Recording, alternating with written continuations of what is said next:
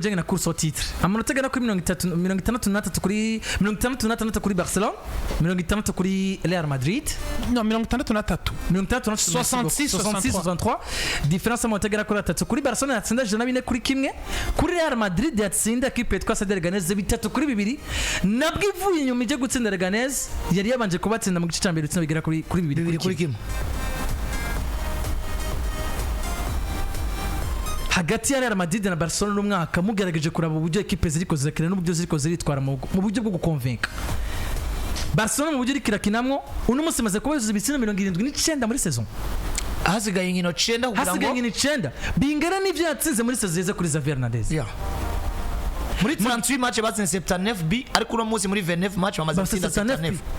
Bagisigaranye match 9. Uravuga match 9 muri Liga ariko kandi Ligue des Champions n'izindi zirahari. Ligue 79 ni muri Liga. Ni muri Liga gusa. Toute competition confondue bageze mu jana 100. Uravye uburyo Barcelona kirakonvenka mu gutsinda n'uburyo umenga Real Madrid ya Carlo Ancelotti barasundagiza gahoro gahoro. Uberutse Carlo Ancelotti yavuze ati nivyo Barcelona teretsamo amatagara kuri 3 ariko mwibuka ko tugifise urukino ruzoduza entre nous twebwe na Barcelona kuri Clasico. Yeah. Ubwo simvuze equipe yitwa Atletico de Madrid kuko bigaragara ko muri course iri kirivanamo. Iri jambo nararivuze n'ubu none arishimangira Atletico yarikuye mu gikombe. Kimwe yari yarimenye. Amanota 66 na 63 ikinwe no cyamo tegera kuri 3. La Liga iratahana nduru mwaka. Muri course au titre ako sinzi ko hagati ya Real Madrid n'umunsi na Barcelona mu buryo ziko zirakira zikonvenka. Izi equipe ni equipe zibiri zifise filosofi itandukanye. Gato hari ico two kwitega kuri equipe yitwa Real Madrid. Ubwo yoba yamaze kubisezera kuri Barcelona ho bigaragara ko n'umunsi rikira konvenka match zigera kuri 20 tariki ratsindwa muri La Liga mu mwaka wa 2025 tutkomse konfondi. Je ukuntu mbona Barcelona muri course au titre y'ibikombe bigera kuri 3 ku mugana wabura uno mwaka ni nako ndahabona Real Madrid ubona shaka ni nako ndahabona Real Madrid mahego menshi gusumba Barcelona kubera ko uno munsi simvuze ko muri La Liga tugiye ku bikombe muri La Liga ndiko ndabona mahigwe menshi Barcelona yo twara igikombe gusumba Real Madrid mugabe yo tuza muri Champions League monami iyo tuza muri Champions League buri muntu wese wakunda Real Madrid wayanga ubuzingo Madrid iri favori gusumba inde equipe ari yo yose wajushigikiye ico ni kintu kimwe twemeranya burya Real Madrid niyo equipe novuga ngo imaze guhura na equipe iteye ubwoba muri no saison muri Champions League burya gukina na Atletico Madrid ino saison ya Simeone nakazi katoroje mukina match ya retour wabonye baje baza bacumbagira baca muri barrage baduze nuvuga ngo bafise amanota tabemerera kwisanga muri 8 za mbere baca muri barrage batsinda equipe ya Manchester City sino navuga ngo bayitsinze ahubwo bayihuhuye kuko yo yari merewe nabi mugabo wisanze muri item de final ufise umukonkira canke muri vare nka Atletico Madrid biraguza binguvu z'umubiri n'umutima ukitanga wese utiziganije ukavuga ngo ndi mu bintu nzi ingene birondegwa uno munsi bisanze muri quart de finale bafise Arsenal yotsindira 3 kubuza Emirates mugabo Santiago Bernabeu muri capable ko mwarya 5 canke 6 bisiguye ngo uno munsi Real Madrid mutanabona na performance yiyo equipe ivuye performance ya Real Madrid ijana n'umunsi bageze ko bobo ufite rero bano bakubwira ngo Real Madrid ngo nta style doje bafise style doje ni yinyene Real Madrid bategura ivyo bashaka uwo munsi selo n'umunsi bagezeko nimba baza guhura na Leganés hari inguvu bagabanya nimba baza guhura na Barcelona baje ko baje gusenyagurana na equipe banganya nivo bisiguye ngo uno munsi Real Madrid ndacayibona muri course y'ibikombe 3 nkuko ndahabona Barcelona mugabo tugiriye kuvyo batwereka mu kibuga Real Madrid yatsinda Leganés yagowe abamwe nabandi bavuga ngo umuhagarikizi yaryamiye equipe ya Leganés ukabona ngo penalty yatanze kwikoza rikore umwana yitwara Dagula ni harimo ama confusion bamwe bo vyidoga abandi ntibavyidoga kufra yaje kubitsindwa na Kylian Mbappe bamwe bo kwidoga ko ditari kosa canke ryari kosa mugabo bakanga bagacura ayo manota ya Barcelona iri kwira convaincre iri kwira tsinda 3 4 6 7 izo bitsinda 2 3 5 10 yikurikiranya mugabo umunsi wo kuza gutatura iki gikombe jewe aho ndabibonera Real Madrid zigomba isubira itare n'irindi Barcelona itsinde mugabo umunsi wo kuza guca urubanza ni match retour ya Clasico mugahura na Barcelona gasubika kwekraza hazo hasigaye amanota match zigera kuri 3 amanota 9 amanota 6 plutôt navyo vyo babigikunda kubera ko bazo basigaje gukinira ku manota 9 ni turi na suri ko bari bugere hari ya buriya bikimeze kuno nico ndiko ndakubwira ntituri siri ko bizogera hariya kuri classico ku ijoro na 35 Barcelona ikiri imbere canke Real Madrid igishobora kwiruka kuri Barcelona mugabo jewe amahirwe menshi iyi course wa titre ndayibona kugera ku munsi wa nyuma wa champion tutitaye ku nguvu Real Madrid kwerekana mu kibuga Real Madrid niyo equipe iba yikinira ibintu utari kurabona mugabo buri munsi urukino rwose rw'umunsi wari wose urugira ivyago Barcelona ni equipe ndiko ndabona nayo buri munsi imaze kutwereka ngo nimba waransinze uri Sociedad ndaza ndakwihore Atletico Madrid ndaza ndakwihore Osasuna ndaza Las Palmas yarabatsinze nabo barayihoye bigeza hano tangura kubona ngo FC Barcelona yarenuriye Real Madrid no je kubwanje ndakubwira nti oya ahubwo urugamba rugeze aho champion isa no kwitanguye wowe Barcelona ugenda ukina target ari kumenya ngo ni ntakara canke ningabura Real Madrid gatsinda izo biri kuranyokera Real Madrid ningabura canke nintakaza Barcelona gatsinda nzoba ntanguye kwikura inyuma buhoro buhoro nkuko Atletico Madrid yagiye ikura inyuma rero je kubwanje Barcelona bakore atakwijajara Real Madrid bakora atakwijajara no muzi umufana wa Barcelona kwicara ahantu agatangura gusya bwose akavuga ngo twatwaye La Liga aho nitwoshora gutahurana parce que impingi iracari ndende uracasigaje guhura na equipe nka za Bilbao muri retour uracasigaje guhura na equipe za Real Betis muri retour Real Betis bayifise muri weekend ni match zigishoboka kwishura gutakaza cyangwa ugakomeza gukonvenga avuga ngo ngomba gutwara La Liga 2025 natakaje rukino namwe vyose ni ibintu bikunda umugabo azwi izina rya Carlo Ancelotti mu majambo yiwe ati I really like how my Real Madrid play football ati ndakunda cyane ingene equipe twa Madrid kinopira yanje Real Madrid kirakina not only now but in last 3 years ati apana no musi gusa mu myaka nk'itatu heze ati kuva mu myaka itatu heze ndiko ndakunda uburyo equipe yanje Real Madrid igize gute iri kirakina raba Atletico Madrid zayishiremo ikinyuranyo cyo mu kicenda aba bariko baravamo baravuye ntuzungere kwavuga mfatiye kubona amajambo ya Carlo Ancelotti nshanzana ibintu bibiri bitandukanye igikombe cha La Liga n'igikombe cha UEFA Champions League les amis ndemeza ko Barcelona ari equipe itogwa muri La Liga gusumba Real Madrid nkuko Real Madrid ari equipe itogwa muri Champions League gusumba muri La Liga Barcelona mbi biroroshe kitwara La Liga nkuko Madrid mbi byoroshe kitwara Ligue des Champions ni equipe zibiri zifite profile hari hayo profile ishobora kubavugira gusumba handi igombi bembi muri Ligue des Champions binecessita iki canke hasabwa iki concentration match par match peu importe ibyo abantu bavuga ntangora nibi Carlo Ancelotti yagarutseko mugiye muri La Liga uvisa amahirwe yo kumva ngo uvise performance yawe ishobora kwisubiriza mu nkino zitanu wotakaza urukino rumwe mugabo iyo performance gace isubiriza gatanu hari uwundi yitwa kategura match par match ashobora gutakaza gatatu ari we yitwa Real Madrid ari naho abantu ncangaruka nkavuga ngo nivyo n'amanota 3 mugabo naho bari ko banganya amanota 66 kuri 66 bivanye nirihiganwa nibihimigwa irimo je Barcelona ari kwigira umufavor no munsi gusumba equipe ya Real Madrid bivanye naho ibiye bigeze tuko turarura La Liga mu nkino 9 zisigaye kubganje naho bari ko banganya amanota 66 kuri 66 Barcelona ari kwigira umufavor bivanye n'iganwa turimo uburyo bigaragara ko gyorohera Barcelona gusumba iyo equipe ya Real Madrid ndabisigura mu izi nzira iriganwa rya La Liga kenshi ritwagwa iyo equipe ziba zitambikije amahiganwa 3 canke 4 kandi zikeneye gutwara equipe ya Barcelona turayizigira triple historique kuri ba Pepe Guardiola turayizitwara ibikombe kuri Luis Enrique mugabe yindi myaka ugendura vyaraboroye gutwara La Liga cyane bagakogwa ko n'uburyo bategura igikombe cya Ligue des Champions bakananirwa gutambikiza amahiganwa yose igikombe cyitwa ko kiremeye gisabwa detail ya match imwe ukayikina nka final bagakogora na mentale peut-être n'uburyo batagura iryo higanwa tukabona Barcelona vyoroha gisezerwa muri Ligue des Champions gusumba kuva inyuma y'igikombe cya La Liga ari naco gituma je ncangaruka nkavugana ibi bintu iyo bisaba gutambika dusabwa iki abakinyi ba Real Madrid tubaze nk'abakinyi bari capable yo gusafaringa muri situation zose mugabo nabo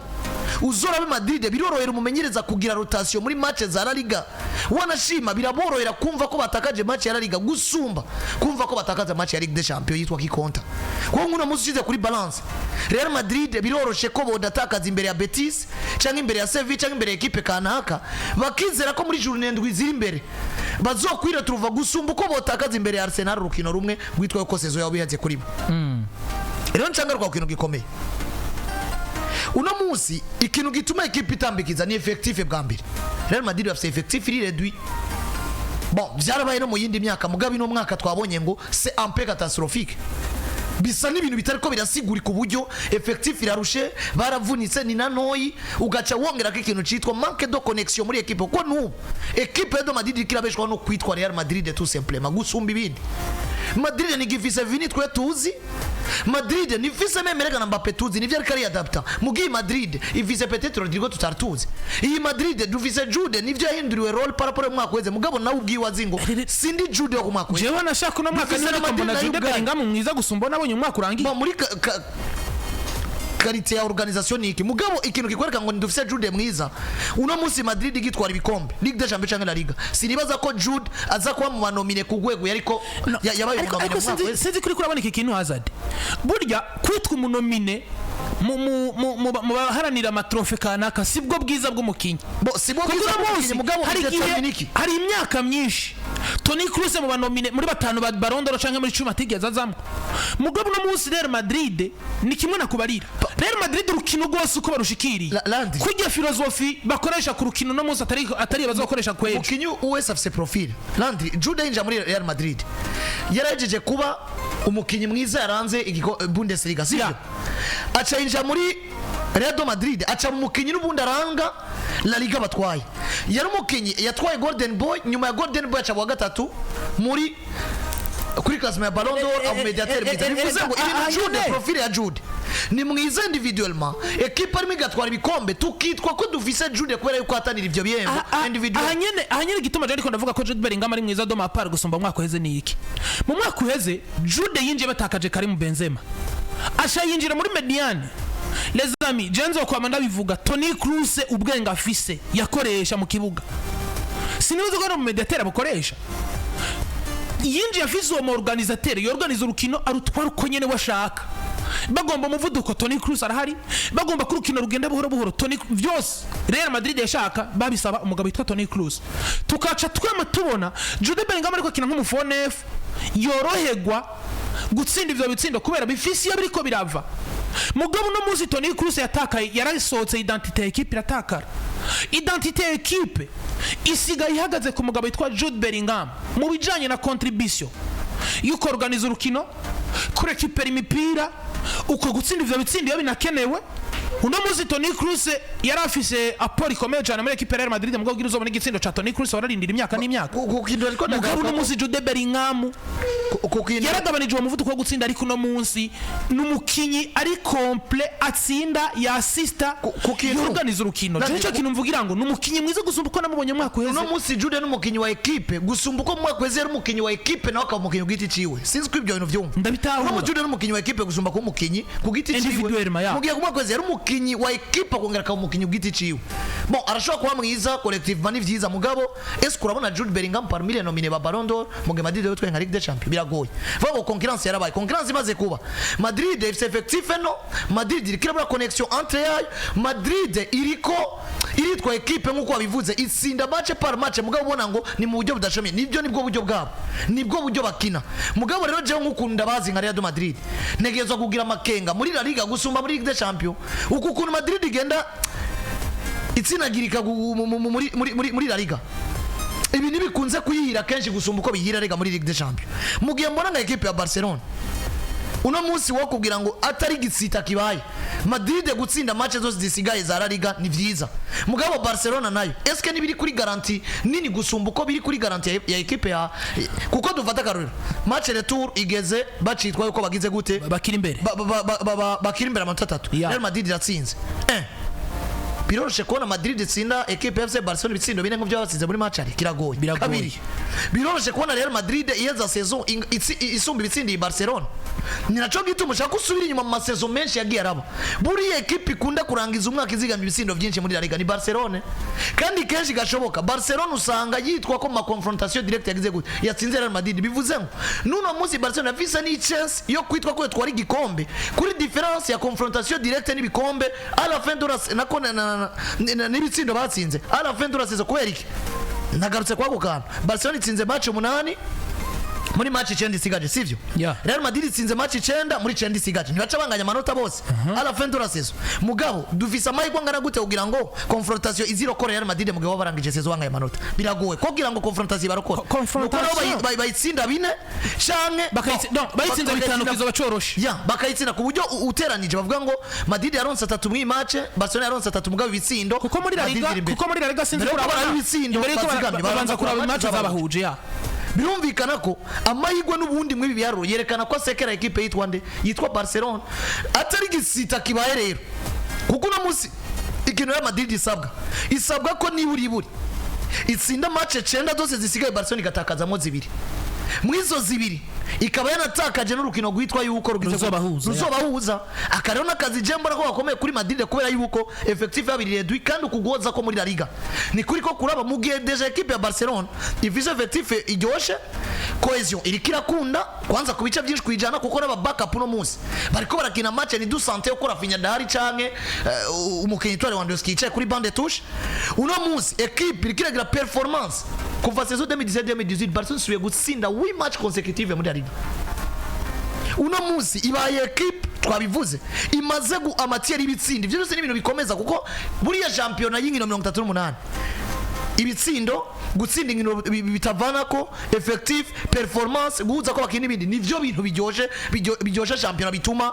uwa mawiro turuva umwanya ku mwanya ukaronka ama solution agiye atandukanye niyo hantu je mbona ko uno munsi bigoye kuri Madrid itarikiraho zako bon ikiratsinda de match avec beaucoup de critiques batari bake biriko biravugwa kandi biriko biraboneka umuntu yoreka kubivuga injyane n'abahagarikizi kumbure turabigaruka ko effective yabirire du no musashaka guseda kudahuza hagati y'abakinyi nabivuze ugaca wongera ko n'ikintu n'ikintu no munsi novuga ngo peut-être cyo barushe izindi equipe kumva tout simplement ati Mbappé akaba yogira performance mugabo no muso nko kubaza ati jija performance ya Mbappé nivyo equipe ikiragira ko kubwa Mbappé n'ibintu bidahuje Joana shaka naravye urukino bakinye na Cedric Ganes ni Mbappé yeteza gutsinda ibitsindo bigera kuri 2 atakino na kimwe yatanze mu kibuga cari gutuma Jude Bellingham adatogwa nk'umukinnyi kandi nivyo bitsindo ugenda urabe bon ari meilleur muri séance ya Tirobi cari gutera penalty bon yanatsinze ku fray we bwa mbere mu mateka nk'umukinnyi ariko n'ubundi yose na makudo piarete ni mipira y'imiterekano bivuga ngo bakore ko umuntu wowe ura beneficia kwera yuko ari wewe ushaka kubuzi gutera iyo mipira gusohoka Joan n'ubundi ntaravuga ngo Barcelona no yigira umufavora hatari imbere ya Real Madrid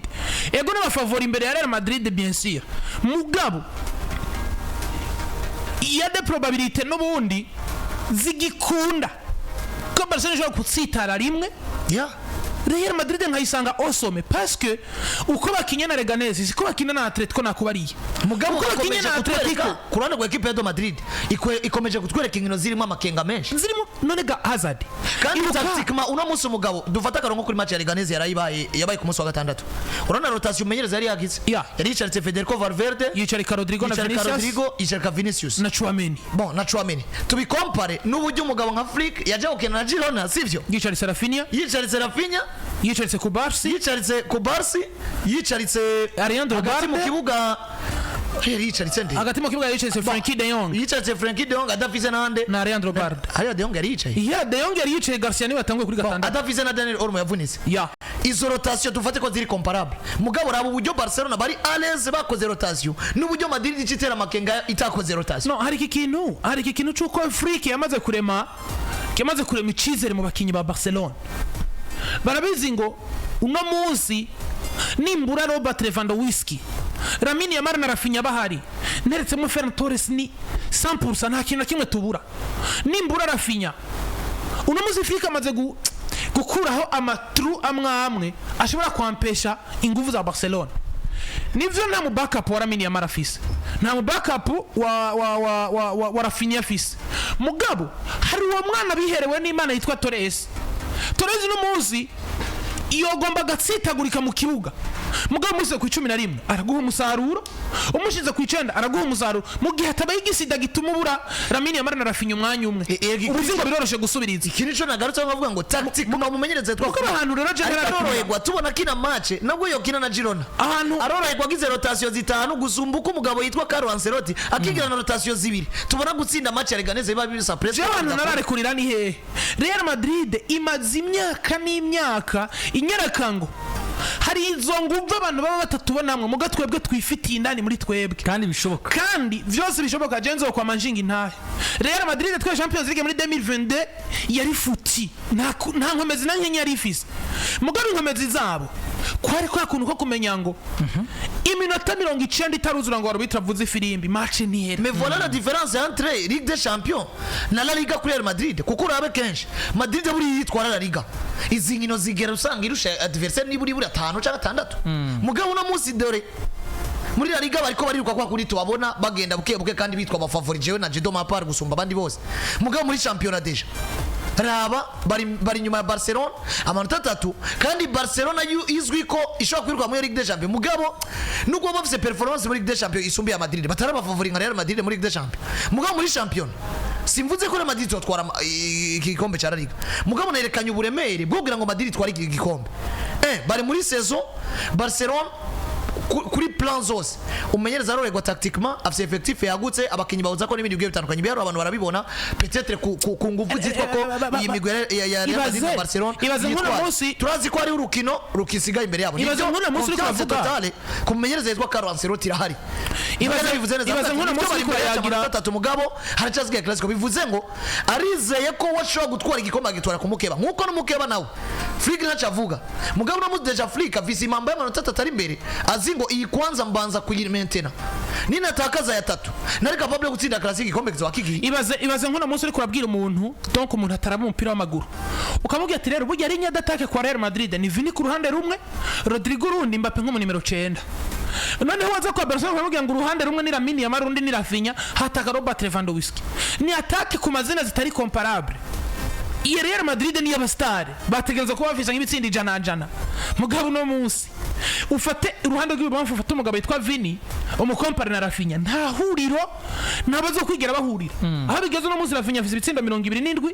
na assist 18 Vini afise ibitsindo 19 na assist 10 ibihano ibitsindo 29